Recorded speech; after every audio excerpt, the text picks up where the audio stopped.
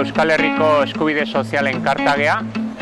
Eskubide Sozialen Karta da sindikatu eraldatzaile eta gizarte eragile desberdinen plataforma urtebeteko prozesu baten Euskal Herriko Eskubide Sozialen Karta idatzi genula, parte hartzea sustatuz, prozesu parte hartzaile batekin, eta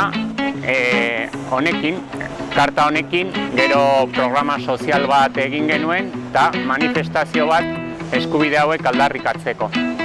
Eta orain urriak 24-rako beste eragile batzukin ere, Reas beraien artean, antolatuko dugu Alternatiben Herria Bilbon. Alternatiben Herriak erakutsi nahi du gure esku dauden alternatibak baditugula eredu kapitalista honekiko. Eta hemen gaude Alternatiban Herrira ere deitzeko eta jendeak parte har dezan egun horretan.